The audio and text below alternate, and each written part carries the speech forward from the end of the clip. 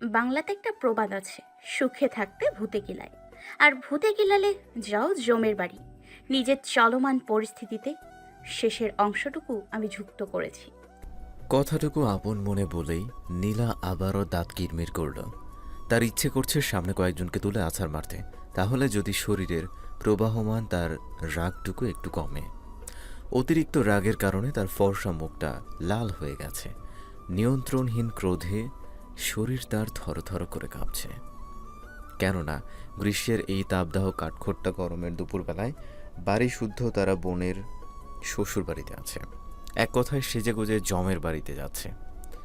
জম নয় তো কি, যে ব্যক্তির একমাত্র গুরুত্বপূর্ণ কাজই হলো নীলাকে হেনস্থা করা, তাকে সে রাক্ষস ডাকতেও সংশয় বোধ করবে না। আসলেই অসভ্যটা একটা মানুষরূপী রাক্ষস। নতুবা ছোট্ট একটা মেয়ের সঙ্গে কেউ এমনটা করতে পারে? কথাটা বলে আয়নায় নিজের প্রতিবিম্বের দিকে তাকিয়ে আবারও রাগে দুঃখে নীলা ড্রেসিং টেবিলের উপরে রাখা ফুলদানিটা মাটিতে আছাড় দিল। কিন্তু নীলা যাকে ভেবে ক্রোধে এতটা হাঁসফাঁস করছে, সে কিন্তু নেহাতি একজন ভদ্র মানুষ। নীলার সেই জম কেবল নীলার জন্যই জম হয়ে জন্মেছে। বাকি সবার চোখে সে জম নামক ব্যক্তির মতো ধোঁয়া তুলসী পাতা এই পৃথিবীর বুকে আর একটাও হতে পারে না।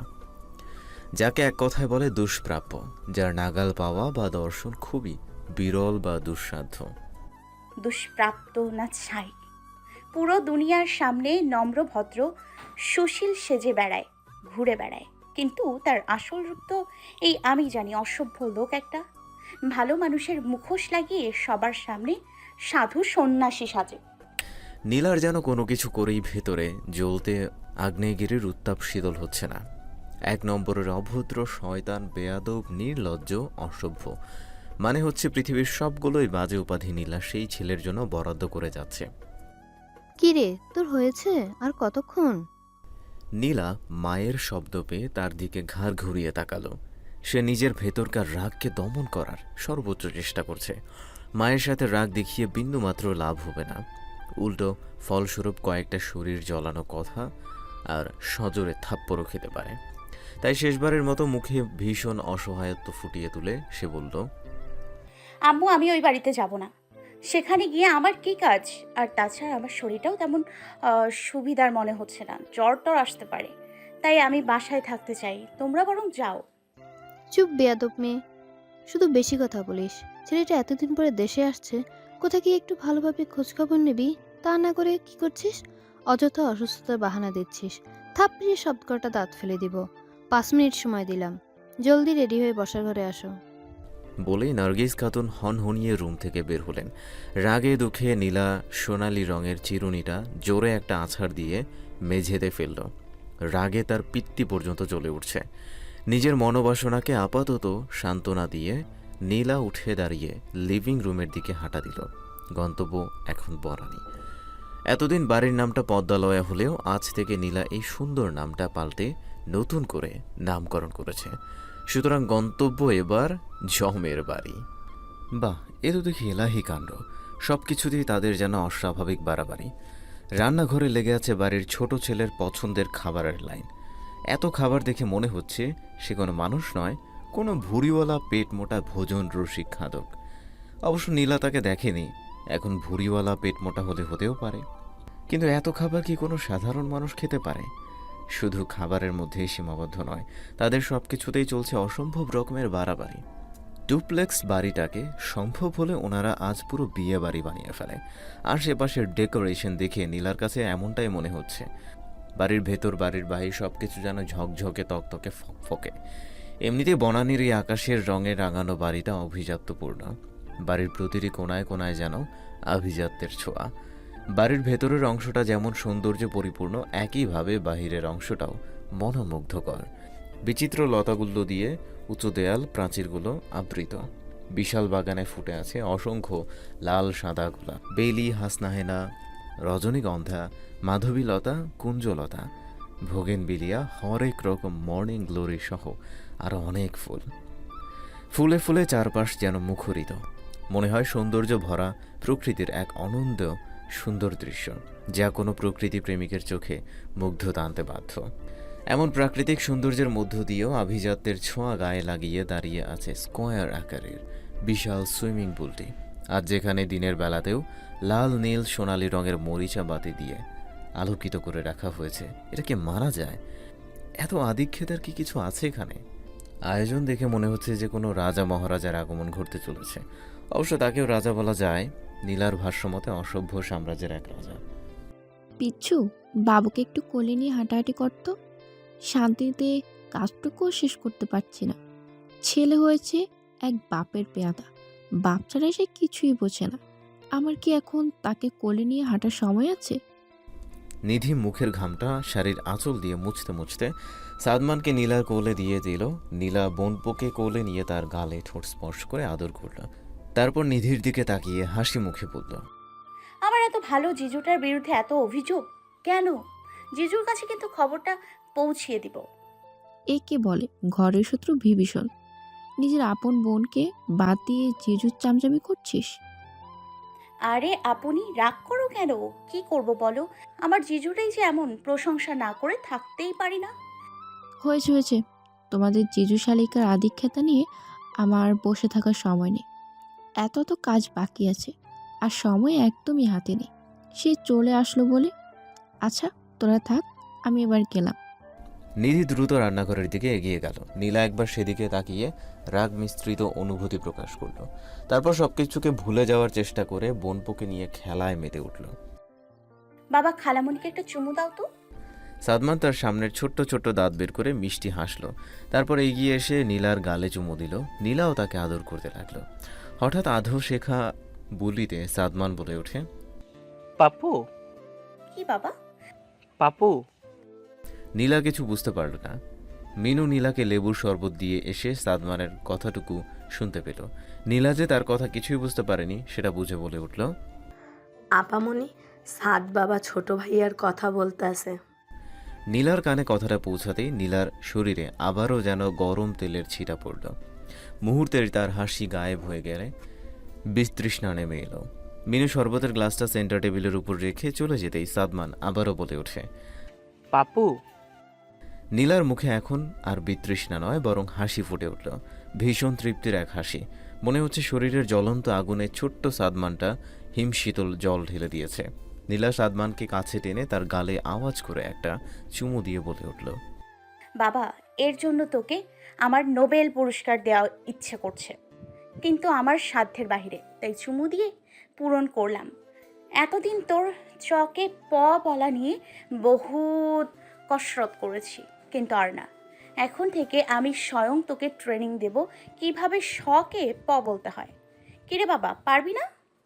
ছোট্ট সাদমান নীলার কথার আগা মাথা না বুঝে ড্যাব ড্যাব করে তার দিকে তাকিয়ে আছে। নীলা তার গালটা হালকা টেনে দিয়ে কুটিল হেসে বলল, তোকে যে পারতেই হবে, তার জন্য তোকে আজ থেকেই প্রশিক্ষণ দেওয়া হবে। তুই হবি আমার কামানের গোলা। তোকে দিয়ে আমি তোর পাপুকে জ্বালিয়ে পুড়িয়ে অঙ্গার করব। বলে নীলা আবারও একটা বিজয়ের হাসি ঠোঁটের কোণে ফুটিয়ে তুলল। আর আনন্দে আত্মহারা হয়ে বনপুকে নিয়ে বিশুদ্ধ হাওয়া খেতে বাগানের দিকে গেল। এখন সূর্যের তাপ কিছুটা কমেছে, আর পূর্বের নামানুসারে পদ্মলয়ার এই দক্ষিণ পাশটাতে খুব বাতাস থাকে। অনেকগুলো ফুল ফলের গাছের সমারোহে সবসময় একটা শীতল বায়ু প্রবাহিত হয়। তাই ছায়ার নিচে দোলনায় বসে দুইজনে খুনসুটি আর শিক্ষা গ্রহণে মেতে আছে। আজকে তাদের গুরুত্বপূর্ণ বিষয় হচ্ছে কে প উচ্চারণ করা। সাদমান এমনিতে সব কিছুই মোটামুটি ঠিক করে উচ্চারণ করতে পারলেও কে প বলে ভুল করে। হাজার চেষ্টা করলেও তাকে এই ভুল থেকে বের করে আনা যায়নি। তাই বাড়ির সবাইও এখন আর কিছু বলে না, মানে এক প্রকার হাঁপিয়ে উঠেছে। তাই সে যদি আজকে থেকে তার ভুলের খাতায় আরেকটা শব্দ যোগ করে, তাহলে বাড়ির কারো নীলার উপর সন্দেহ আসবে না, এবং নীলা অদৃশ্য শক্তি নিয়ে তার জমকে শায়েস্তা করতে পারবে। নীলার এসব ভেবে আনন্দে নাচতে ইচ্ছে করছে। কেমন হবে তার মুখটা যখন সাদমান তাকে পাদিত বলে নাম সম্বোধন করবে। নীলা কথাটা বলেই আবারও এক দফা কুটিল হাসি হাসল। তারপর আবারও দ্বিগুণ উৎসাহে সাদমানকে ভাষা শেখাতে লেগে গেল। খালামণি বোনপো এতই নিজের কাজে ব্যস্ত, মেইন গেট দিয়ে যে কালো রঙের গাড়িটা বাড়ির ভেতরে প্রবেশ করলো সেদিকে তাদের খেয়াল নেই। শাহেদ সিট বেল্ট খুলে গাড়ি থেকে নিচে নামলো। তারপর ছোট ভাইয়ের উদ্দেশ্যে বলে উঠল, ভাই ওয়েলকাম হোম। সে উত্তরে মিষ্টি করে হাসল। শাহেদ নিজেই আবার বলে উঠল, তাড়াতাড়ি আয়, বাসার সবাই বোধহয় অপেক্ষা করে বসে আছে। মায়ের যে কি অবস্থা হবে আমার সেটা ভাবতেই হাসি পাচ্ছে। ভেরি ব্যাড ভাইয়া, আমার সুইটারকে নিয়ে এমন মন্তব্য আমি মোটেই সহ্য করব না। হয়েছে, বাদ দে, তোর এই মিষ্টি কথা আমাকে বলতে আসবি না। তোমাকে আমি হারে হারে চিনি। কাম অন ভাইয়া, আমি কিন্তু তোমাকে রন্ধ্রে রন্ধ্রে চিনি। শাহেদের মুখটা এবার চুপসে গেল। ইচ্ছে করছে এখন এই ছোট ভাইটাকে কয়েকটা উত্তম মাধ্যম লাগাতে। কে বলেছিল তাকে পড়ে পড়ে এমন বিদ্যাসাগর হতে? হয়েছে ভালো কথা, কিন্তু বড় ভাইয়ের পেছনে নিউজ রিপোর্টারের মতো গোয়েন্দাগিরি করতে কে বলেছে? শাহেদ আর কথা বাড়াতে গেল না, নতুবা কেঁচো খুঁড়তে গিয়ে যদি সাপ বেরিয়ে আসে। শাহেদ হালকা গলা কেশে পরিস্থিতি সামলে নিয়ে তাড়াতাড়ি বলে উঠল, আচ্ছা চল, এবার সবাই অপেক্ষা করছে। দুজনে কয়েক কদম এগিয়ে যেতেই সে বলে উঠল, ভাইয়া তুমি ভিতরে যাও, আমি একটু আসছি। তুই আবার কোথায় যাবি? আর একটা ইম্পর্টেন্ট কাজ আছে, তুমি যাও না, আমি এখনই আসছি। শাহেদ আর জোর করল না, সদর দরজা খুলে ভেতরে চলে গেল। বাবা হচ্ছে না তো বলো পাদিদ। পাদিত। এখন বলো সাদিদ। সাদিত। আরে বাবা, সাদিদকে পাদিদ বলবি। এতক্ষণ তোকে কি শিখালাম আমি? এইভাবে জ্ঞান অর্জন করলে ভালো ছাত্র হতে পারবি না। তাই আবারও মনোযোগ দিয়ে খেয়াল কর। কেউ যদি তোকে ডাকতে বলে সাদিদ, তুই তখন বলবি পাদিদ। মনে থাকবে? সাদিত। ধুর ছাই, তুই একেবারে গাধা স্টুডেন্ট। এত বলার পরেও ভুল উচ্চারণ করিস। নীলা গালে হাত দিয়ে অসহায় মুখে সাদমানের দিকে তাকিয়ে আছে। তার এতক্ষণের বিজয়ের উৎসাহে যেন ক্রমান্বয়ে ভাটা পড়ছে। নিজের চরম শত্রুকে সায়স্তা করার আগেই যেন তাকে পরাজয় মেনে নিতে হচ্ছে। দুঃখে কষ্টে নীলার কলিজা পুরে খান খান হয়ে যাচ্ছে। চাচ্চু। হঠাৎ পেছন থেকে পরিচিত অপরিচিত কণ্ঠের মিশেলে কারো আওয়াজ শুনে নীলা ঘাড় ঘুরিয়ে তার দিকে তাকালো এবং মুহূর্তেই চোখ মুখ তার অটোমেটিক্যালি নিজেদের আকার পরিবর্তন করে ফেলল। ঠোঁট দুটো একে অপরের থেকে আলাদা হলো, চোখগুলো যেন প্রায় তার অক্ষিকোটর থেকে বেরিয়ে আসার উপক্রম হলো। সাদিদ এগিয়ে এসে নীলার কোল থেকে সাদমানকে এক প্রকার ছিনিয়ে নিল। নীলার অবশ্য সেদিকে কোনো খেয়াল নেই, কেননা সে যে এখন ক্রাশ নামক বাঁশ খেয়ে বসে আছে। এসব ফালতু জিনিস নিয়ে ফ্রেন্ডদের এতদিন পেঁচিয়ে আসলেও আজ নিজেই খেয়ে বসে আছে। ছেলেটা বাংলাদেশে থাকাকালীনও গায়ের বর্ণ উজ্জ্বল ছিল, আর এতদিন ইংল্যান্ডের হিমশীতল আবহাওয়ায় থেকে উজ্জ্বলতা যেন আরও বেড়ে গেছে। ভেতরের সাদা টি শার্ট আর উপরের নীল রঙের জ্যাকেট যেন সেটাকে আরও ফুটিয়ে তুলেছে। কালো জিন্সের সাথে কালো কনভার্স জুতা, জেল দিয়ে চুলগুলো সেট করে রাখাতে মুখে একটা গাম্ভীর্যতা ফুটে উঠেছে। তার সাথে যুক্ত হয়েছে গালের খোঁচা দাড়ি। নীলা কয়েকটা শুকনো ঢোক গিল। তার সাদা নীল কালো রং পছন্দ বলে কি ছেলেটাকে নিজের চোখে এত সুন্দর লাগছে, নাকি অন্য কিছু? সেটা নীলা বুঝতে পারছে না। সে যে এমন নির্লজ্জের মতো একটা ছেলেকে গিলে খাচ্ছে সেটাকে এই মুহূর্তে তার বিন্দুমাত্র নজরই নেই। নীলা যে এখন ধ্যানে বসেছে, সাদিদকে চোখ দিয়ে গিলে খাবার ধ্যানে। চাচ্চু, তুমি এসব মূর্খ মেয়েদের সাথে কি করো, যে কিনা নিজের মাতৃভাষা বাংলার মাত্র 50টি বর্ণমালাও ঠিকভাবে উচ্চারণ করতে পারে না? চলে আসো বাবা, এসব খারাপ মেয়েদের আশেপাশে তোমাকে থাকতে হবে না, নতুবা সঙ্গদোষে মূর্খ হয়ে যাবে। কতটুকু বলেই সাদিদ নীলাকে এক প্রকার অদেখা করে হনহনিয়ে সাদমানকে নিয়ে সামনে এগিয়ে গেল। কৌশল বিনিময় দূরের কথা, দুজন পারলে একে অপরকে এখনই ছক্কা মেরে মাঠের বাহিরে ফেলে দিবে। সাদিদ দৃষ্টির বাইরে যেতেই নীলা এতক্ষণে নিজের করা নির্লজ্জতার জন্য নিজের গালে নিজেই দুটো থাপ্পড় বসালো। রাগের বশে একটু জোরে থাপ্পড় দিয়ে ফেলাতে এখন গালে হালকা জ্বলছে। নীলা সে জ্বলন্ত গালে হাত দিয়ে ঘষতে ঘষতে দাঁত কিরমির করে বলল, ছি নীলা, তোর উপর এই মুহূর্তে এক গাদা থুথু ফেলা উচিত। এই ছেলে, এই বেয়াদব ছেলে, অভদ্র অসভ্য শয়তান ছেলের উপর তুই ক্রাশ খাস? দুনিয়ায় কি খাবারের অভাব নাকি ছেলের অভাব? আর দেখলি কি অভদ্র, যার নাকি ন্যূনতম কমন সেন্স নেই, সে আসছে আমাকে শেখাতে। নেহাত নিজের বোনের শ্বশুর বাড়ি, নতুবা এখনই সাদিদ নামের ওই অভদ্র ছেলেটাকে কৌশলাদি বিনিময় শিখিয়ে ঝাঁটা মেরে বাংলাদেশ থেকে বিদায় করতাম। ইউরোপীদের সাথে থাকতে থাকতে আদব কায়দা ভুলে গেছে, সালাম সম্মান বাদ দিয়ে তাদের থেকে চুমাচুমি শিখেছে। নীলা, লজ্জা থাকলে এখনই বমি কর, এই অসভ্য ক্রাশকে নিজের ভেতর থেকে উগলিয়ে ফেল। বলেই নীলা সাইডে গিয়ে ওয়াক শুরু করলো। বমি হোক বা না হোক সে চেষ্টা তো করতেই হবে, দোষ কি? দরকার হলে হারপেক দিয়ে খাদ্যনালী পাকস্থলী সব কিছু ওয়াশ করে ফেলবে, তবু সেই অসভ্য পুরুষকে নিজের দেহ থেকে তাকে বের করতেই হবে, এমনটাই ধারণা তার। হরেক রকমের বাহারি খাবারে ডাইনিং টেবিলটা পরিপূর্ণ। নীলা তখন এত চেষ্টা করে বমি টমি করতে পারল না, তাই ভেতরে থাকা সাদিদ নামক ক্রাশটা তার পেটটু গলায় অনবরত দৌড়াদৌড়ি করছে। এমন একটা অবস্থায় এত খাবারের ঘ্রাণ নাকে আসতেই নীলার এবার সত্যি বমি পাচ্ছে। খাবারের গন্ধে বমি আটকে রাখতে পারলেও সবার সাদিদ ছেলেটার প্রতি এত আহ্লাদ আদিক্ষেতা দেখে বমি আটকে রাখা নীলার পক্ষে দুঃসাধ্য হয়ে পড়েছে। তাই নীলা দৌড়ে ডাইনিং রুমে থাকা বেসিনের সামনে গিয়ে দাঁড়িয়ে ঝুঁকে ওয়াক করা শুরু করে দিল। কিন্তু না, এবারও বমি বাবাজি তার সাথে বেইমানি করেছে। তার বিশ্বাসঘাতকতায় নীলার শরীর এখন রাগে প্রচণ্ড ভারী হয়ে আছে। বমি টমি করতে পারলে শরীরটা বোধহয় একটু হালকা হতো। নীলা অসহায় মুখ নিয়ে আবারও টেবিলে এসে বসলো। আর চোখে তাকাতেই বুঝতে পারলো সবাই এতক্ষণ তার দিকেই তাকিয়েছিল, কিন্তু কেউ একটু এগিয়ে না যাওয়াতে নীলার মনে কষ্টের বীজ বপন হচ্ছে। নীলার এমন মর্মাহত মুহূর্তের মধ্যেই নার্গিস খাতুন থমকিয়ে বলে উঠলেন, জ্ঞান বুদ্ধি কি সব বাসায় রেখে এসেছিস? খাবার সামনে নিয়ে কেউ এমনটা করে? এত কষ্ট করে ছেলেটা আসলো, তোর জন্য এই কাণ্ডের জন্য যদি খেতে না পারতো তাহলে কি হতো? বিন্দু মাত্র কমন সেন্স নেই। বলেই নার্গিস খাতুন অপরাধী কণ্ঠে সাদিদের উদ্দেশ্য করে বলে উঠল, বাবা তুমি কিছু মনে করো না, এই মেয়েটা না এমনই, তুমি বরং খাওয়ায় মনোযোগ দাও। সাদিদ এক পলক নীলার দিকে তাকিয়ে আবারও খাওয়াতে মনোযোগ দিল। অর্থ এমন যে তার এসব ফালতু জিনিসে বিন্দু মাত্র ইন্টারেস্ট নেই, বরং সে নীলার এমন কাণ্ডে বড্ড বিরক্ত। নীলার এমনিতে মায়ের কথা শুনে শরীর পুরে অঙ্গার হয়ে যাচ্ছে, তার মধ্যে সাদিদ আরেকটা গা জ্বালানো কথা বলে উঠল, ভাবিমণি একটু তেঁতুল চাটনি দাও তো, এসব কর্মকাণ্ডে আমারই বমি পাচ্ছে। সাদিদের বলতে দেরি, নিধির দিতে দেরি নেই। সাদিদের প্রতি সবার এত বেশি পরিমাণের আদর যত্নের নীলার কলিজা কিডনি সবকিছু জ্বলে যাচ্ছে। খাবে আর কি, কাঁটা চামচ দিয়ে মাংসের টুকরোকে সাদিদ কল্পনা করে কাটাকুটি করছে। আরিফ মাহমুদ খাওয়ার মাঝেই হঠাৎ সাদিদের উদ্দেশ্যে বলে উঠলেন, সাদিদ, এখন তাহলে কি প্ল্যান করছো? বাবা ভাইকে হেল্প করবে নাকি ল্যাব?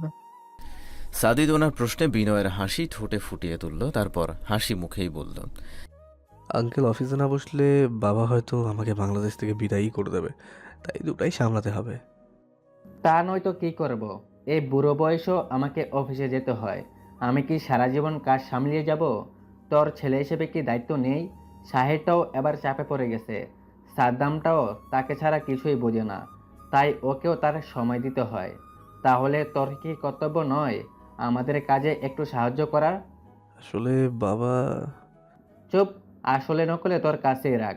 সেই কবে থেকেই বলছি দেশে আস, কিন্তু তুই কোনো কথাই শুনলি না। এতদিন পর তোর আমাদের কথা মনে হলো? বাবা প্লিজ ভুল বোঝো না, ক্ষমা করে দাও। এই, একদম আমাকে নরম গলায় কথা বলে গলাতে আসবি না। তোর এই কর্মের জন্য রাগ করেও থাকতে পারি না। খুবই বজ্জাত হয়েছিস। বাবা মাকে নরম গলায় ইমোশনাল কথা বলে ব্ল্যাকমেল করিস। সাদিদ আর কিছু বলল না, শুধু নিঃশব্দে হাসল।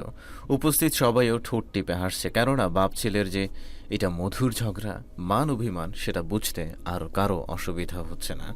সবার খাওয়ার পর্ব শেষ হতেই নিধি এনে ডেজার্ট পরিবেশন শুরু করলো। এখানেও সাদিদের নামের জব। আব্বু, রসমালাইটা খা, আমি নিজে ফারুককে দিয়ে কুমিল্লার মাতৃভাণ্ডার থেকে আনিয়েছি। তুই না কিছুদিন আগে বলেছিলি রসমালাই খাওয়ার ইচ্ছা করছে।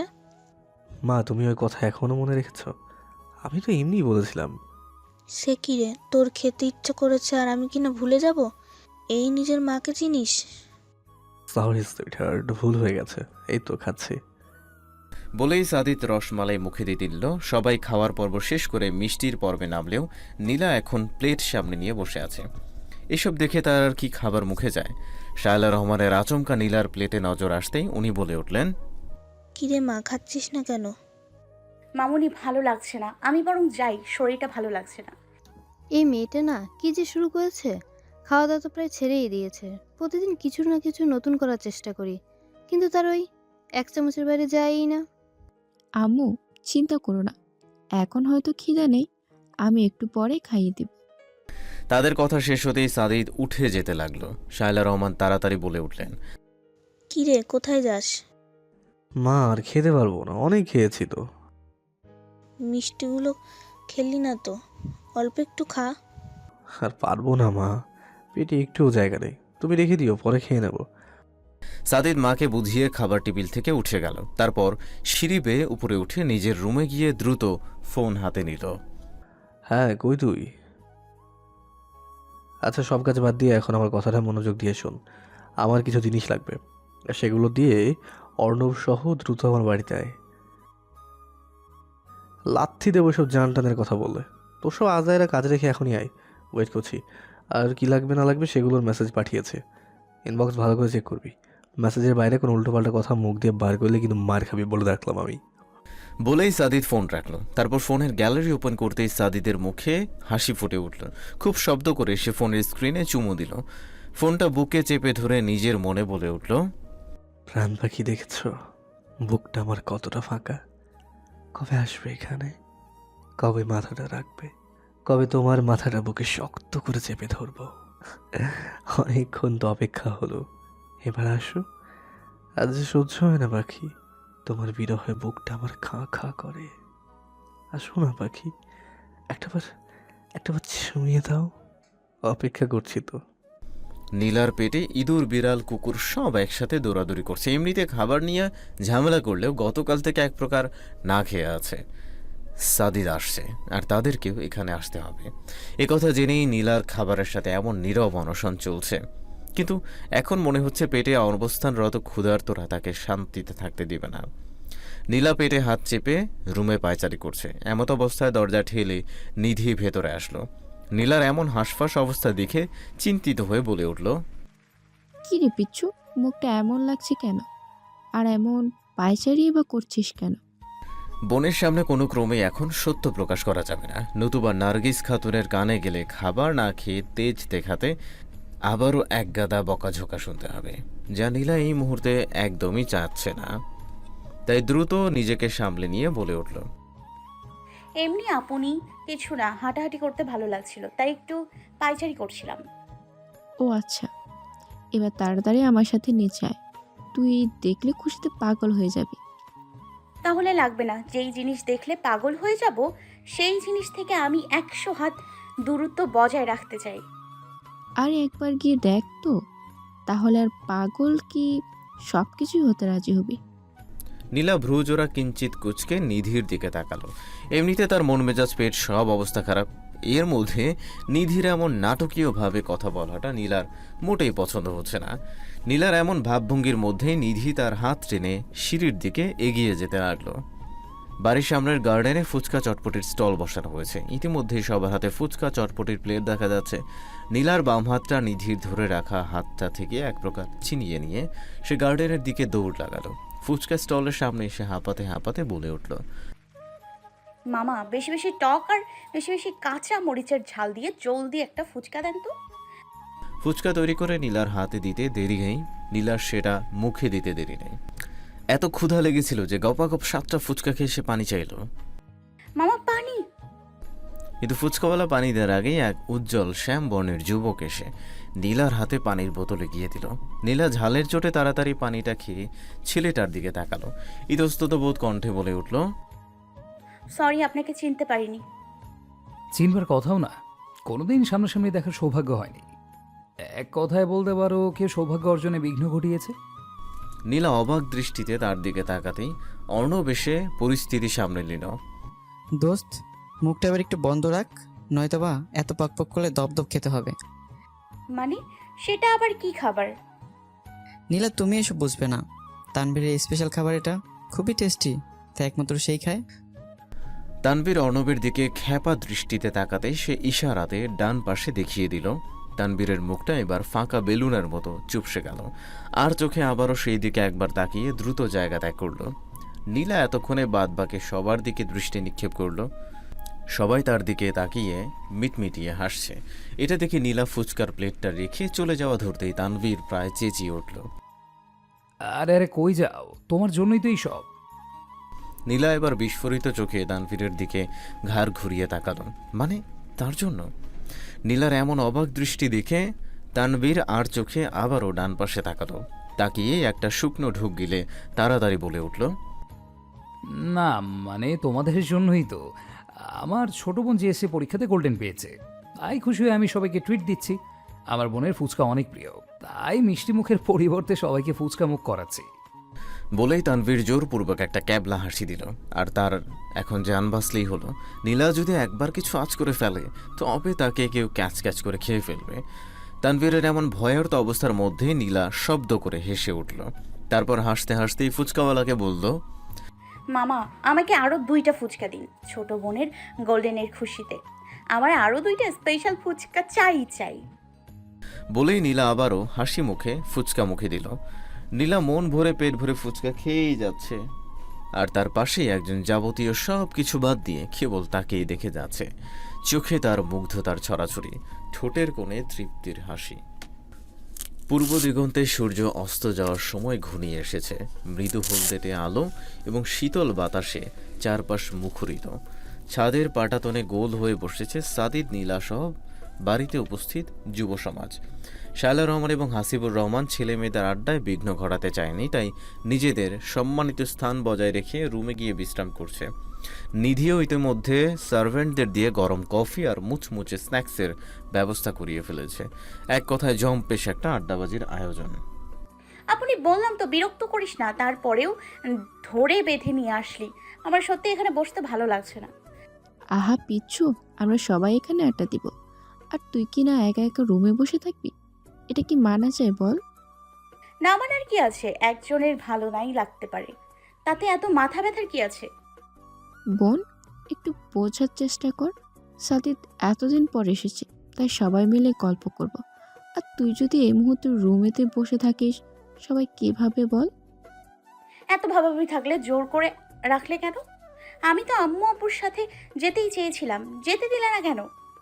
নিধি আর কিছু বলার মতো খুঁজে পেল না, কিন্তু সে সবচেয়ে বেশি অবাক হচ্ছে নীলার এমন রেগে যাওয়াতে। ছোট্ট একটা বিষয় নিয়ে এত ঝামেলা পাকানোর লোক তো নীলা নয়, কিন্তু আজকে কি হলো? অপরদিকে নীলা পারছে না রাগে নিজেকে সহ সবাইকে জ্বালিয়ে দিতে। যাকে নাকি দুই চোখে সহ্য করতে পারে না, তার জন্যই নাকি আড্ডায় জয়েন করবে। বন্ধুর এমন কথোপকথনের শেষে শাহেদ এসে সিঁড়িতে দাঁড়ালো। সাদমানকে কোলে নিয়েই বলে উঠল, কি হলো, তোমরা এমন স্ট্যাচু এখানে দাঁড়িয়ে আছো কেন? উপরে ওঠো, তারা যে বসে আছে। নীলার এমনিতে মন মেজাজ খুব খারাপ, তাই জিজুর সামনে বসে আর কথা বাড়ালো না, নতুবা কি থেকে কি বলে ফেলে। শাহেদ নিধি ছাদের দরজায় আসতেই সাদিদ সেদিকে তাকালো, কিন্তু পর মুহূর্তেই তার মুখটা চুপসে গেল। নিধিরা এসে সাদিদ, তানভীর, অর্ণবের সাথে জয়েন করল। সবাই টুকটাক গল্প করলেও সাদিদ এক দৃষ্টিতে পরন্ত বিকেলের দিকে তাকিয়ে আছে। না চাইতেও ভেতরটা তার পুড়ছে। কিন্তু কেন পুড়ছে? ভেতরে আঙুল লাগার সম্ভাবনা নেই, তবু কেন অনলের দহনে জ্বালার মতো তার ব্যথা অনুভব হচ্ছে। হঠাৎ করে সবার মাঝে একজনের আগমনে সাদিদ দ্রুত সেদিকে তাকালো, আর সাথে সাথেই তার ঠোঁটের কোণে মৃদু হাসির রেখাটা প্রসারিত হতে লাগলো। নীলা নিজের ফোনটা পাশে রাখলো। এটা আনবার জন্যই তখন আবারও রুমে যেতে হয়েছিল। রুমে গিয়ে মাথা ঠান্ডা রাখার জন্য পানি টানি দিয়ে এসেছে, অল্প একটু নবরত্নের ঠান্ডা তেলও দিয়েছে, যদি এই মহামূল্যবান নবরত্নের গুণে তার মাথাটা একটু ঠান্ডা থাকে। সবাই এটা সেটা নিয়ে কথা বলছে, আর বেশিরভাগ কথার অংশই সাদিদকে ঘিরে। তার এতদিন কেমন কেটেছে, সামনের প্রজেক্ট নিয়ে কেমন প্রস্তুতি, এসব নিয়ে চলছে আলোচনা পর্যালোচনা। এক কথায় সাদিদময় আলোচনা। আর তাতে নীলার রাগের পরিমাণ যেন তিল তিল করে বেড়ে চলেছে। বোনের কথা ভেবে না পারছে উঠতে, আর না পারছে বসতে। মোট কথা সে এখন ফেঁসে গেছে, তাই শাহেদের উদ্দেশ্যে বলে উঠল, জিজু বাবুকে আমার কাছে দাও। সাদমান শাহেদের ভক্ত হলেও নীলার জন্য প্রাণ, তাই নীলার কথাটা শুনেই ছোট্ট হাত দুটো তার দিকে এগিয়ে দিল। নীলা তাকে কোলে দিয়েই গালে চুমু দিয়ে আদর করা শুরু করলো। সাদও তার নরম ঠোঁটগুলো নীলার গালে ছুঁয়ে দিল। নীলার জন্য এতক্ষণে মাথাটা ঠান্ডা হয়েছে। বোনপুকে আঁকড়ে ধরে এসে তার সাথে খুনসুটিতে মেতে উঠল। নীলার মেজাজ ভালো হলেও আরেকজনের মেজাজ তিরিক্ষি হয়ে যাচ্ছে, তাই না সহ্য করতে পেরে বিতৃষ্ণা সুরে বলল, হ্যাঁ রে ভাই, কিসব পানসে কথাবার্তা শুরু হয়েছে? হ্যাঁ, এতদিন পর সাদিককে সাথে পেলাম, কই একটু মজা মাস্তি করবো, সাদিদের কণ্ঠে কিছু গান শুনবো, তা না করে কি হচ্ছে এখানে? সংসদের বিভিন্ন দিক নিয়ে আলোচনা শুরু হয়েছে। দোস্ত, এটা তো একটা কাজের কথা বললি, নয়তো বা তোর মুখে এসব ভালো বাক্যের বড্ড অভাব। শালা, তুই আমারে ইনডাইরেক্টলি খারাপ কস। প্রথমত আমার কোনো বোন নেই, তাই শালা বা সম্বন্ধে হবার চান্স নাই। দ্বিতীয়ত তোকে খারাপ বলতে আমার ইনডাইরেক্ট আসনে যেতে হবে না। তোকে আমি ডাইরেক্টলি খারাপ বলছি, আর এটা বলছি তোর মুখের ভাষা বড্ড জঘন্য। একটা লাথি দিয়ে ছাদ থেকে ফালাই দিব। আমারে খারাপ কস? তুই খারাপ, তোর প্রিয় ন্যাকামিও খারাপ। তানভীর মায়ের খাস না, আমার প্রিয়কে নিয়ে বাজে কথা বললে আমি তোকে ছিঁড়ে ফেলবো। হ্যাঁ, আমি মনে হয় তোমাকে প্রিয় লক্ষ্মী দেবীর মতো পূজা করব, তোকে আমি মা কালীর উদ্দেশ্যে বলিদান দেব। এই তোরা থামবি? আমার ছোট্ট বাচ্চাটা এত ঝগড়া করে না যতটা না তোরা করছিস। আর একটা কথা বললে দুইটাকে তুলে ফেলে দিব। শাহেদের ধমকে দুজন এখন কিছুটা নিভল, কিন্তু মনে মনে দুজনই একে অপরের পিণ্ডি চটকাচ্ছে। নীলার অবশ্য এসবে খেয়াল নেই, সে কেবল সাদমানের ছোট্ট হাতগুলো নিয়ে খেলা করছে আর তার পেটে পিঠে সুরসুরি দিয়ে দুষ্টামি করছে।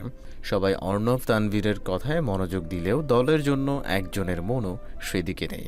সে যে কেবল মুগ্ধ দৃষ্টিতে সৌন্দর্য অবলোকন করছে, এত দেখেও যেন চোখের তৃপ্তি হয় না, আরও দেখতে ইচ্ছে করে।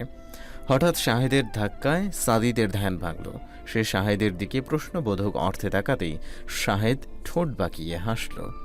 সাদিদের হঠাৎ করে খানিকটা লজ্জা লেগে গেল, তাই মুখ অন্যদিকে ঘুরিয়ে সে মাথা চুলকাল। পরিস্থিতি স্বাভাবিক হওয়াতে নিধি এবার বলে উঠল, হ্যাঁ সাদিদ, তোমার ভাইয়া থেকে তোমার গানের গলার অনেক প্রশংসা শুনেছি, আজ কিন্তু বাস্তবে শুনতে চাই। আমরা বেশি বলি? হোক তাহলে চ্যালেঞ্জ, দেখি কি কতটুকু বাড়িয়ে বলছে। শাহেদের ব্যঙ্গাত্মক স্বরে সাদিদ নিঃশব্দে মৃদু হাসল।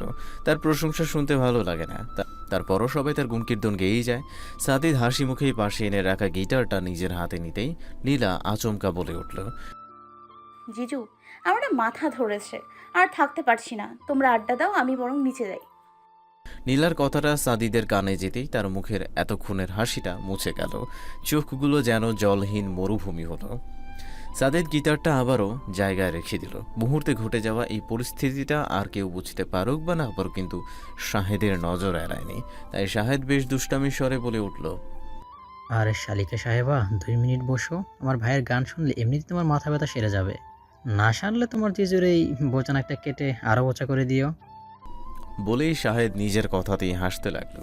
ছোট্ট সাদমান বাবার হাসি দেখে খিলখিল করে হাসল। নিধিও প্রিয় মানুষগুলোর মুখে হাসির রেখা দেখে নিজেও হাসল। সুন্দর একটা ভালোবাসাময় পরিবার যেন একই ছন্দে হেসে যাচ্ছে। নীলা এই হাসি মুখগুলো দেখে আর না করতে পারল না, তাই আবারও নিজের জায়গায় বসে গেল। কিরে, তুই রেস্টাস হয়ে বসে আছিস কেন? গান শুরু কর। ভাইয়া তোমরাও তো ভালো গান করো, আজকে বরং তোমরা গান করো, আমি শ্রোতা হয়ে শুনি। অসম্ভব, তোর শত্রুতা হবার চক্করে আমি নিজের নাক খোয়াতে পারবো না। নিজের শালিকাকে বড় গলায় বলেছি, এখন আপন ভাই হয়ে ভাইয়ের মান সম্মানের সিন লাগাস না, জলদি গান শুরু কর। শাহেদ সহ উপস্থিত সবার পীড়াপিড়িতে সাদিদকে আবারও গিটার হাতে নিতে হলো, কিন্তু তার যে আজ কণ্ঠ বসে গেছে, এই গলায় সুর আসবে কি করে? এতদিন দূরত্ব ছিল বিধায় অবহেলাগুলো কেবল উপলব্ধি করেছে, কিন্তু আজ সামনে থেকে সচক্ষে সেগুলো দেখে কষ্টগুলো তার সহ্য শক্তি বাইরে চলে গেছে। কিন্তু গোমট অনুভূতি ভেতরটাকে দুমড়ে মুচড়ে শেষ করে দিচ্ছে। সাদিদের চোখগুলো ইতিমধ্যেই হালকা লাল বর্ণ ধারণ করেছে, কণ্ঠনালীটা কেঁপে উঠছে। সে অন্যদিকে মুখ ঘুরিয়ে রাখা নীলার মুখের দিকে তাকিয়ে গিটারের তালে সুর তুলল, এই রাস্তাগুলো লাগে বড় অচেনা, আকাশটার সাথে নেই জানা শোনা। এই রাস্তাগুলো লাগে বড় অচেনা, আকাশটার সাথে নেই জানা শোনা। আমি তোর প্রেমেতে অন্ধ, ছিল চোখ কান সব বন্ধ, থেমে গেছে জীবনে লেনা দেনা। সেই পুরনো রাস্তাটায় আজ একা হেঁটে যাই, অচেনা হিসেবে বনিব না। এখন এমনি করে ভালো, কেমনি করে বাসি অন্য কোনো পাখিকে। তার চেয়ে ভালো ছিল তুই নিজ হাতে খুন করে যেতি আমাকে। নীলা চমকিত দৃষ্টিতে সাদিদের দিকে তাকালো। সাদিদ লাল হয়ে যাওয়া চোখগুলো নিয়ে নীলার দিকেই তাকিয়ে আছে। সাদিদের এমন চোখ দেখে নীলার যেন বুকটা কেঁপে উঠল। সাদিদের করুণ কণ্ঠস্বরটা তাকে যেন আরও পীড়া দিচ্ছে। বুকের বাঁ পাশটাতে অসহ্য চিনচিনে একটা ব্যথা হচ্ছে। নীলার যেন এই পীড়া সহ্যের বাহিরে। কোনোভাবেই সে নিজেকে ঠিক রাখতে পারছে না, তাই সবার অগোচরে নিজের হাত নিজে খামচে ধরে বিষ দিয়ে বিষ ক্ষয় করতে যাচ্ছে। সাদিদ গান শেষ করেই নিজের চোখ জোড়া বন্ধ করে ফেলল। নতুবা সবার সামনে লুকিয়ে রাখা অনুভূতিগুলো সামনে চলে আসার সম্ভাবনা আছে।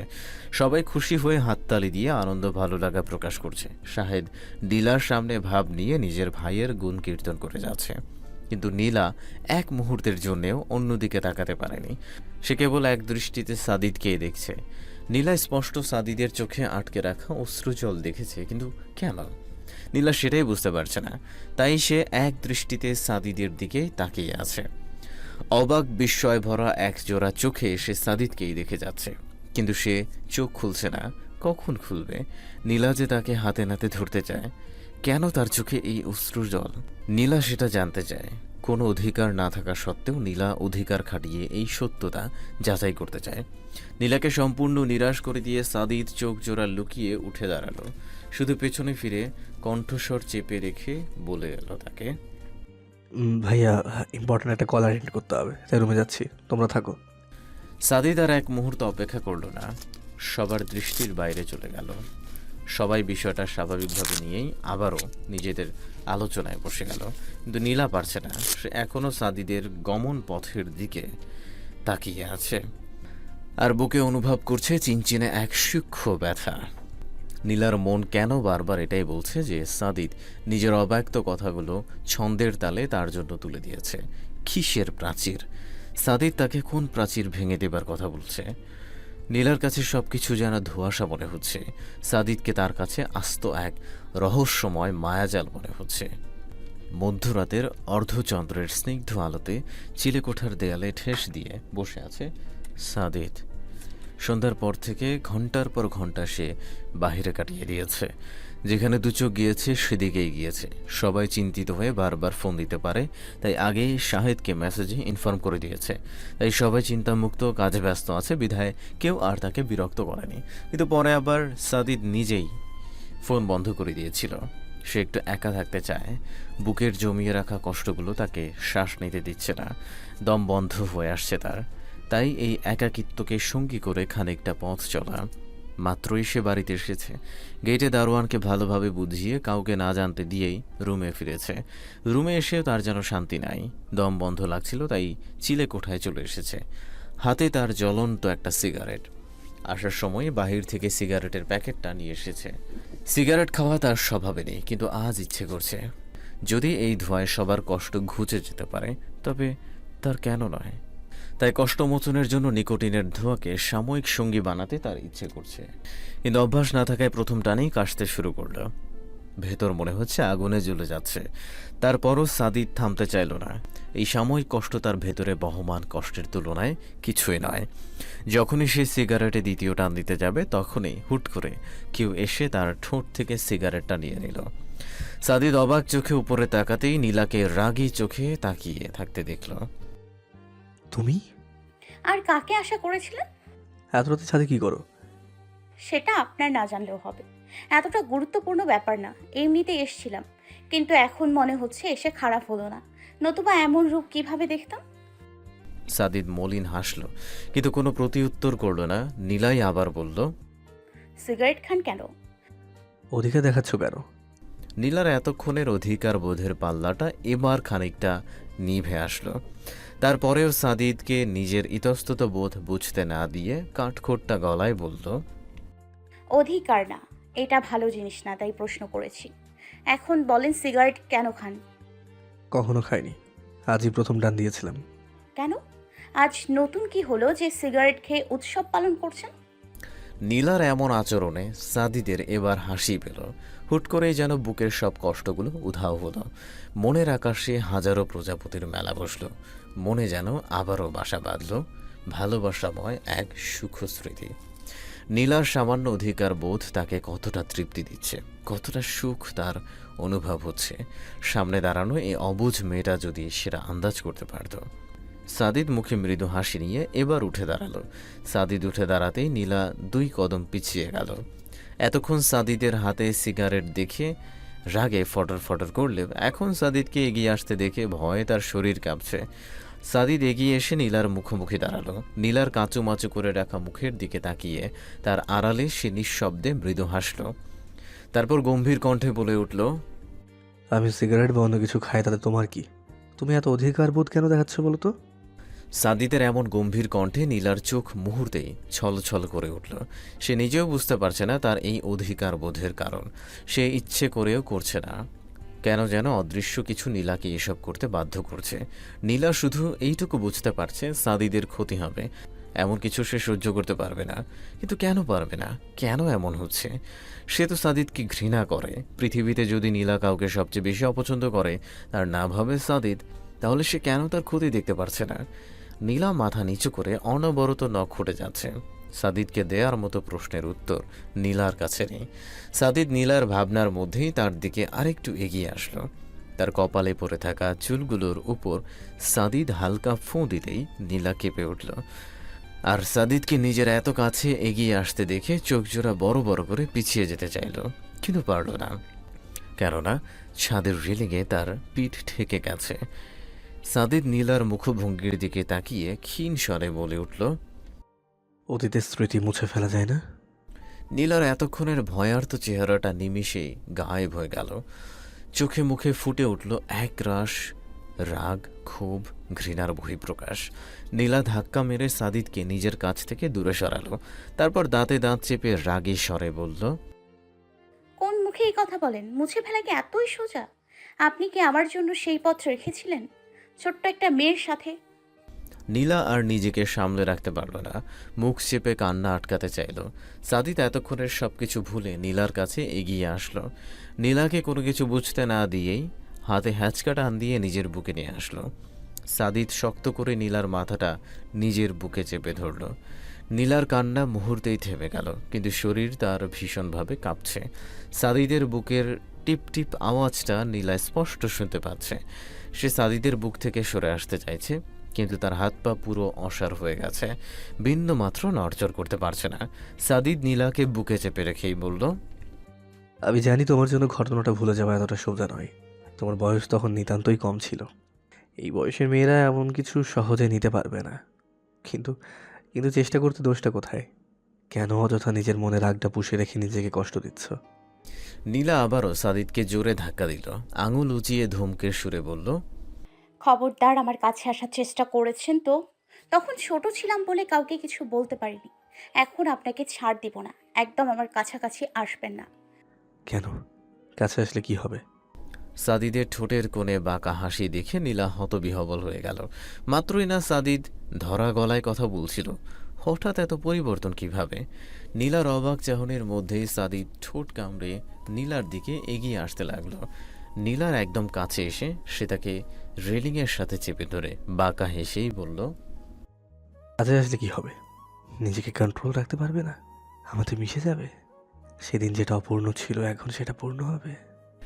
সাদিদের কণ্ঠে এমন গা ছমছমে কথা শুনে নীলার ভয়ে অবস্থা গায়েল। খ্যাপা বাঘিনী থেকে সে যেন এখন মিনি বিড়ালের মতো চুপসে গেছে। নীলার দৃষ্টি এলোমেলো দেখে সাদিদ হেসে দিয়ে পিছিয়ে আসলো। নীলা উল্টো ঘুরে লম্বা করে বার কয়েক শ্বাস টানল। দমটা যেন তার গলায় এসে আটকে গিয়েছিল। সাদিদ এবার খুব স্বাভাবিক কণ্ঠে বলে উঠল, নিচে যাও, রাত অনেক হয়েছে। নীলা আর এক মুহূর্ত সেখানে দাঁড়ালো না। ছাড়া পেয়ে ছাদ থেকে নামার জন্য সামনে বড় বড় পা ফেলল, কিন্তু সিঁড়ির কাছে গিয়ে আবারও থেমে গেল। এত সব ঘটে গেল যে নীলার আসল কাজই বাকি রয়ে গেল। এটা না জানতে পারলে যে নীলা কিছুতেই শান্তি পাবে না, তাই এত রাত অবধি জেগে থেকে সাদিদের জন্য অপেক্ষা করছে। সাদিদ তখন ওইভাবে চলে যাওয়ার পর নীলা আর স্থির থাকতে পারেনি। তার পুরোপুরি পাগল হয়ে যাবার অবস্থা।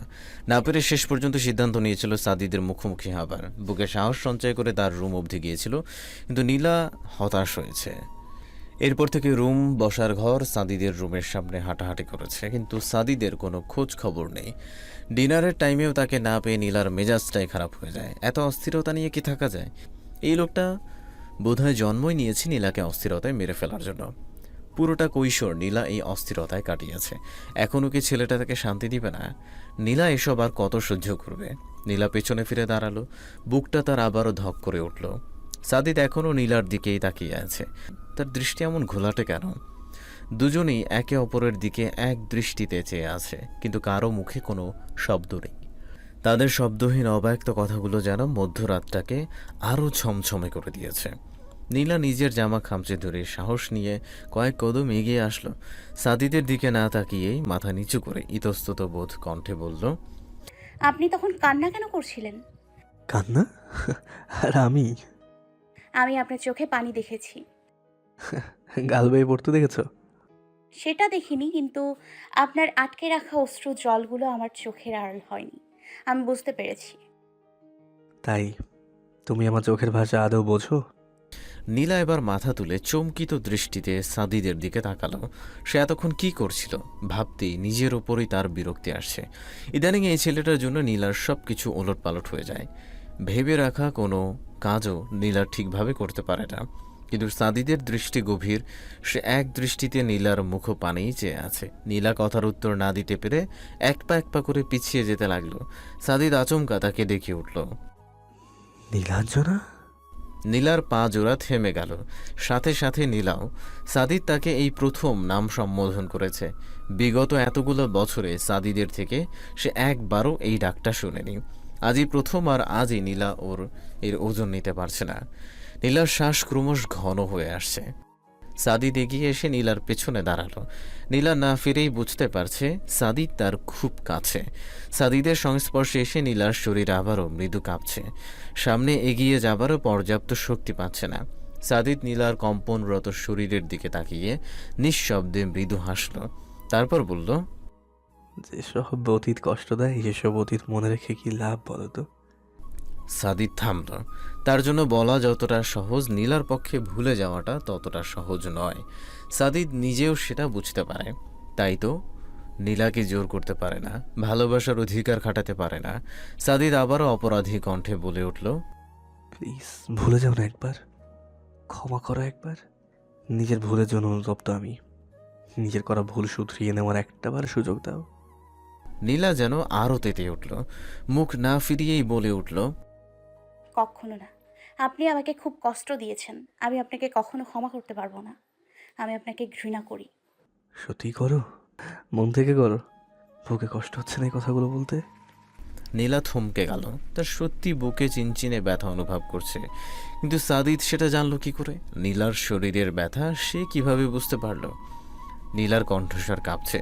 সে কাঁপা গলায় বলার চেষ্টা করলো, আমি আপনাকে কখনো ক্ষমা করব না। বলেই নীলা দৌড়ে ছাদ থেকে নিচে নেমে গেল। আর একটু সাদিদের কাছে থাকলে তার হয়তো শ্বাসকষ্টই শুরু হয়ে যেত। নীলা দৃষ্টির বাইরে যেতেই সাদিদ হেসে ফেলল, যেন সে খুব মজা পেয়েছে। সাদিদ নীলার গমন পথের দিকে তাকিয়ে ঠোঁটের কোণে হাসি নিয়েই বলল, প্রাণ পাখি তুমি এখনো বড্ড অবুঝ, কিন্তু আমি হচ্ছে হার মানবো না, বরং তোমাকে হার মানতে হবে। আমি তোমাকে হারিয়েই ছাড়বো, আর কষ্ট পেতে দেব না। এখন যে কষ্ট দূর করার সময় নেই, এখন আর কোনো বাধা নেই।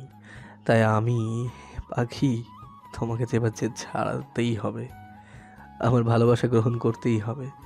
আমার প্রবল ভালোবাসা এবার তোমার রাগ, ক্ষোভ, কষ্ট সব ভুলিয়ে দেব।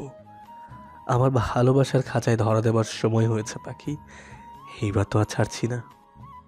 আপন মনে বলেই সাদিদ আবারও হাসল। তারপর নিজেও নিচে যাবার জন্য পা বাড়ালো। এখন যে আর কষ্ট নেই। পাখিটাকে বুকে নিয়ে তার সমস্ত কষ্ট যেন নিঃশেষ হয়ে গেছে। সুখের আনন্দে তার বুকটা ভরে উঠেছে। গায়ে হলুদের আয়োজনে বাড়ির প্রতিটি সদস্য ব্যস্ত। কারো দম ফেলবার বিন্দুমাত্র অবসর নেই। অথচ বাড়ির একজন দিব্যি টইটাই করছে।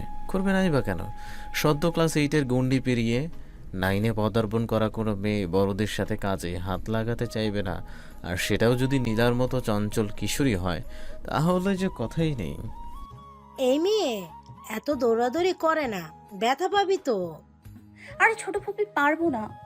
স্কুলে এমন বহু দৌড়াদৌড়ি করি। আচ্ছা স্কুলে করিস, এখন একটু স্থির হয়ে বস। ছেলের বাড়ি থেকে এখনই লোকজন চলে আসবে। সত্যি? কখন আমার যে আর তর্স হয়েছে না, সব কটাকে রঙের ভূত বানাবো। এই একদম না, সবগুলো ছাল তুলে ফেলবো এমন কিছু করলে। নীলা ছোট ফুপির কথায় কুটিল হাসল, তারপর বিনা বাক্যে তার দলের কাছে এগিয়ে গেল। শান্ত, কয় প্যাকেট এনেছিস? আপনি, মা টাকা দেয়নি, বাবার পকেট থেকেই চুরি করেছে, যা পেয়েছে সবগুলো দিয়েই নিয়ে এসেছি। এই না হলে আমার বেস্টি শান্ত বালতিমগ রেডি। দোস্ত, বাড়ির সব জগসুদ্ধ হাজির। বলেই সে হাসল। নীলা, বৃষ্টিসহ বাকি উঠতি বয়সী সব মেয়েগুলোই হাসছে। আজ যে বিয়ে বাড়ি রঙের বাড়ি হয়ে যাবে এটা তারা নিশ্চিত করেছে, আর এই জন্যই তাদের এত উল্লাস। বরপক্ষের গাড়ি প্যান্ডেলের সামনে আসতেই তানভীর ফিচেল গলায় বলল, বন্ধু, শাহেদ ভাইয়ের শালি টালি আছে নাকি রে? সাদিদ হাসল। সে জানে তার বন্ধু কোন উদ্দেশ্যে এমনটা বলে যাচ্ছে। সে গাড়ি থেকে নামতে নামতে স্বাভাবিক গলায় বলল, থাকলেও তোর লেভেলের না। শুনেছিলাম পিচ্ছি একটা শালিকা নাকি আছে, ক্লাস 8-9 হবে হয়তো। হেৎ, মুডটাই নষ্ট হয়ে গেল। বলেই তানভীর হতাশার একটা নিঃশ্বাস ফেলল। তারপর একটু পরেই দ্বিগুণ উৎসাহে বলে উঠল, সমস্যা নেই ভাই, আজকালকার মেয়েদের গঠন বেশ উন্নত, কয়েকদিন সময় দিলেই পুরো যুবতী বনে যাবে। বলেই তানভীর ঠোঁট বাঁকিয়ে দুষ্ট হাসল। সাদিদ জোরে তানভীরের পিঠে চাপড় লাগিয়ে বলে উঠল, তুই আর শোধরালি না, এই বয়সেই তোর এত মেয়ে লাগে? দোস্ত, তোমরা বুঝবা কি? তোমরা যে সাধু সন্ন্যাসী, আর সাধুরা এসব অমৃতের স্বাদ বোঝে না। কয়েকদিন যেমন লাগাতার কাচ্চি ভালো লাগে না, মেয়েরাও হচ্ছে সেই রকমই। উল্টিয়ে পাল্টিয়ে চিকেন কাচ্চির মজা নেওয়া লাগে, হেভি টেস্ট। বলেই তানভীর আবারও হাসল। কিন্তু এবার সাদিদের সত্যি বিরক্ত লাগছে। তানভীর সব দিক দিয়েই ভালো, শুধু তার এই মেয়ে বিষয়ক বদ অভ্যাসটা সাদিদের অসহ্য লাগে। বহুত বলেও লাভ হয়নি, তাই সে কিছুই বলল না। বাকি সবাইকে নিয়ে সামনের দিকে এগিয়ে যেতে লাগলো। হঠাৎ তানভীরের লুতুপুতু মার্কা গার্লফ্রেন্ডের কল আসতেই সে তাদের থেকে পেছনে পড়ে গেল। সাদিদরা সবাই গেট পেরিয়ে অ্যাপার্টমেন্টের ভেতরে আসতেই তাদের উপর হরেক রঙের বহর পড়ল। সবার গায়ের বাসন্তী সবুজের পাঞ্জাবিগুলো ভিন্ন ভিন্ন রঙে ছেয়ে গেল।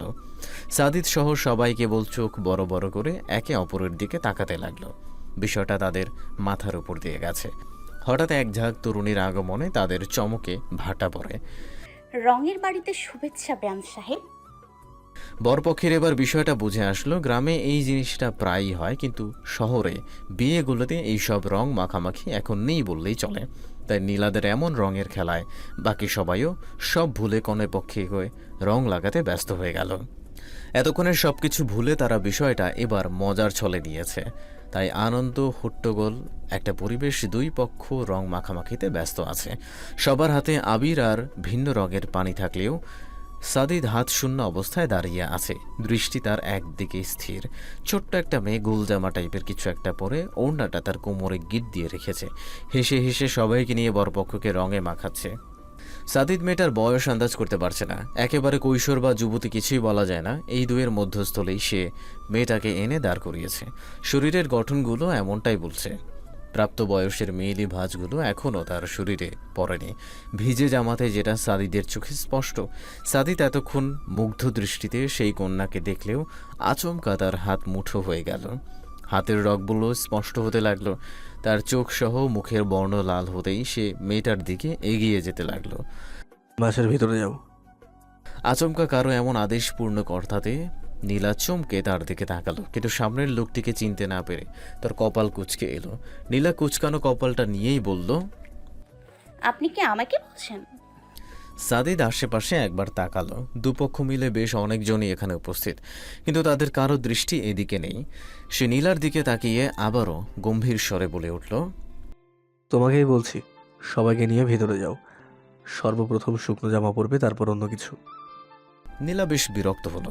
এমন করার কোনো মানে হচ্ছে? নীলারও রাগ উঠল। সাদিদের কথা তো শুনলই না, বরং আরও দ্বিগুণ উৎসাহে সামনে এগিয়ে যেতে নিলেই সাদিদ তার হাত টেনে ধরে।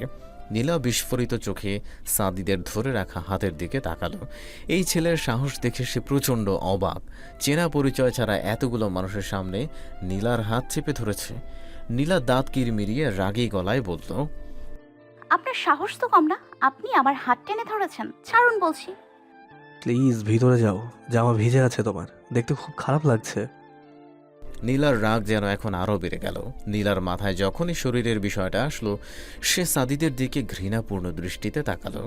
কিন্তু সাদিদ যে তার ভালোর জন্য কথাটা বলেছে সেদিকে তার বিন্দু মাত্র খেয়াল নেই। রাগ তাকে পুরোপুরি অন্ধ করে দিয়েছে। সে ধরেই নিয়েছে সাদিদ এতক্ষণ তার শরীর লক্ষ্য করেছে, যার জন্য তার রাগটা আরও বেড়ে গেল। নীলার এমনই রাগী দৃষ্টির মধ্যেই সাদিদের নজর তানবীরের দিকে পড়ল, আর মুহূর্তেই সাদিদের মুখে অন্ধকার নেমে এলো। তানবীর পুরো মেয়েবাজ, কী সব রসকস মিশিয়ে কথা বলে যে মেয়েরা তার জালে অনায়াসে আটকা পড়ে। আর নীলাকে এই মুহূর্তে সাদিদের কাছে যতটা আকর্ষণীয় লাগছে তানবীর দেখলে কি হবে, এটা নিয়ে সাদিদ চিন্তিত। বন্ধুকে বিশ্বাস করলেও কেন যেন নীলাকে নিয়ে রিস্ক নিতে বুক কাঁপছে। তানবীর যত এগিয়ে আসছে সাদিদের দৃষ্টি ততই ভয়ার্ত হচ্ছে। নীলা রাগী স্বরে আরও কিছু বলবে, সেই সুযোগটা সাদিদ তাকে দিল না। সবাই দুষ্টুমিতে এতটা ব্যস্ত যে সাদিদ যে নীলার মুখ চেপে ধরেছে সেদিকে কারও খেয়াল নেই। নীলা ছোটাছুটি করার চেষ্টা করলেও সাদিদ তাকে ছাড়ল না, মুখ চেপে ধরে সবার আড়ালে নিয়ে যেতে লাগলো। নীলাদের অ্যাপার্টমেন্টের নিচতলায় গাড়ি পার্কিংয়ের জন্য জায়গা আছে। সবার গাড়ি নেই, যে কয়েকজনের আছে তারাই গাড়িগুলো রাখে। বিকেল টাইম হওয়াতে সবাই মোটামুটি বাইরে, কয়েকটা গাড়ি শুধু রাখা আছে। সাদিদ নীলাকে মুখে চেপে ধরে টেনে এনে পার্কিং লনে নিয়ে আসলো। মুখ ছাড়া পেতেই নীলা ক্রমাগত হাঁপাতে লাগলো। সে ভেবে নিয়েছিল এই ছেলে তাকে আজ মেরেই ফেলবে। সাদিদ নীলার দিকে এগিয়ে আসতে নিলেই নীলা চিৎকার শুরু করলো। সাদিদ আচমকা নীলার এমন করাতে ভ্যাবাচাকা খেয়ে গেল। পর মুহূর্তেই কাছে এসে আবারও নীলার মুখ চেপে ধরল। নীলা এতটাই রেগে গেছে যে মুখ দিয়ে শব্দ করতে না পেরে সাদিদের হাতে কামড় বসালো। সাদিদ যেই না ব্যথা পেয়ে হাত সরিয়েছে, নীলা আবারও চিৎকার করা শুরু করলো এবং সাদিদকে ছড়ানোর জন্য হাত দিয়ে তার বুকে ধাক্কা দিতে লাগলো। সাদিদ শুধু নীলাকে একটু শান্ত করতে চাইছে, কিন্তু নীলা তাকে সেই সুযোগটাই দিচ্ছে না। এমন অবস্থায় যদি সাদিদ তাকে ছাড়ে, নির্ঘাত এই মেয়ে চিল্লিয়ে পুরো বাড়ি গরম করবে। এতটুকু সাদিদের আর বোঝার বাকি নেই, তাই সে নিজের সবটুকু দিয়ে চাইছে নীলাকে শান্তভাবে সবটা বোঝাতে। নীলা আবারও চিৎকার করতে শুরু করতেই সাদিদ তার শরীরের ওড়নার গিট খুলে সেটা হাতে নিল এবং মুহূর্তের মধ্যে নীলার মুখ ওড়না দিয়ে শক্ত করে বেঁধে দিল। নীলা পুরো কিংকর্তব্যের, সে চোখ বড় বড় করে সাদিদের দিকে তাকিয়ে আছে। সাদিদ এখন তাকে সবটা সুন্দরভাবে বুঝিয়ে বলবে এমন মনোবাসনা করল। একদম চেঁচামেচি করবে। সাদিদ আর কিছু বলতে পারল না, তার দৃষ্টি নীলার শরীরে চলে গিয়েছে। সাদিদ এতক্ষণ নীলার দুই কাঁধে শক্ত করে হাত চেপে ধরেছিল। ধীরে ধীরে তার হাত দুটো হালকা হতে লাগলো।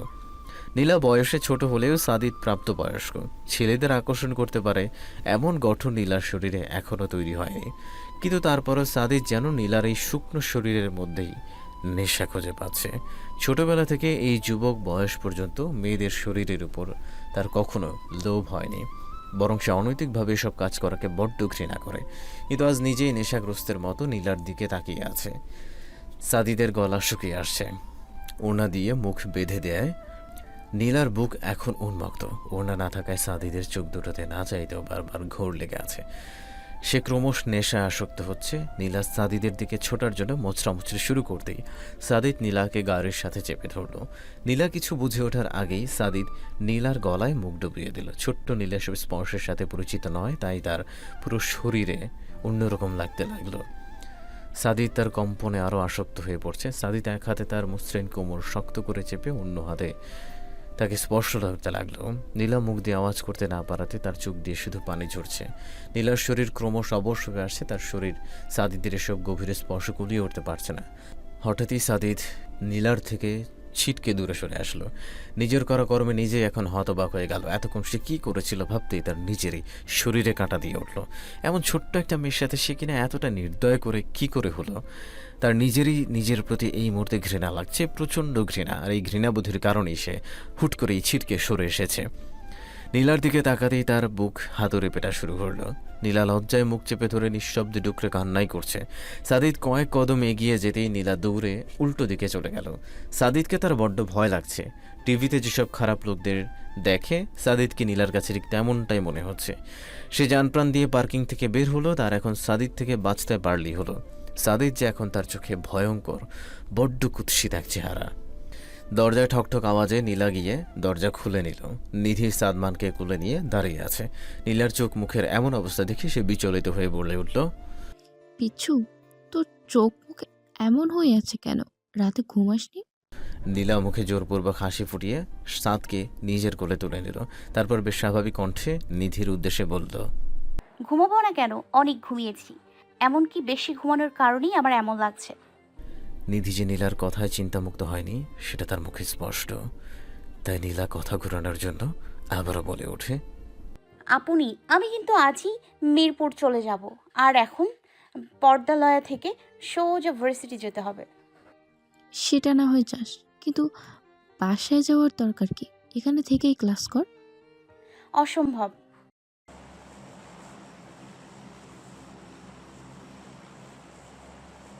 আসতে হবে না। আচ্ছা আমি ট্রাই করতেছি, দাঁড়ান। আশা করছি এখন দিতে দিতে অর্ধেক শেষ হয়ে যাবে। আমার পিং ভালো আছে 48, 52, 40, 30 এরকম। আমার 32 আছে পিং। ভালো ডিভাইস হলে আছে 20 পিংও দেয়। আমার 20 আছে, এখন বর্তমানে 20 আছে। কারণ ফ্রেম ড্রপ করতে হচ্ছে না। হলে 20 পিং দেয়। আমি বাইরে দেখছি, বাকি কেউ জানি না। ম্যাচ ঠিক না, ফার্স্ট ম্যাচ এনিমি নেমে গেছে। যে যার মতো গর্ব চান।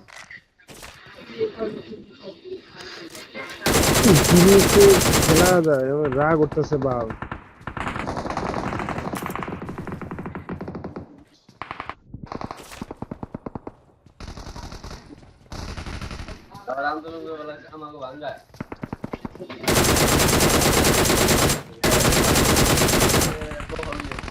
সেকেন্ড নাম্বারটা আসেন।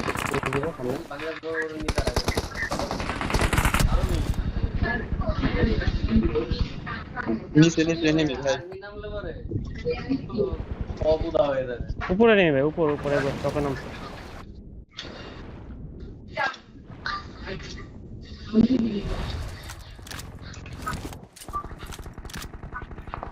উপরে যান না, উপরে নেমে।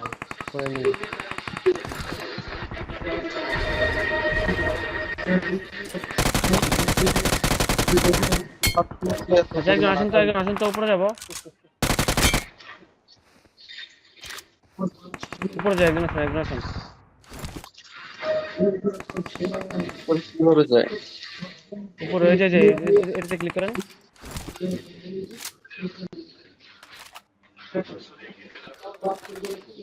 আরে আপনারা দুজন একসাথে, একজন করে যেতে হবে, একজন করে যান। একজন কই ক্লিক হয় না। এই হয়েছে, আসেন। ওরা পাইছি এখানে, ওরা পাইছি।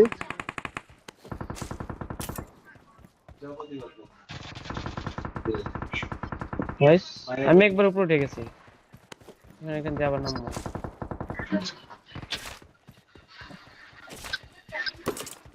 মায়ের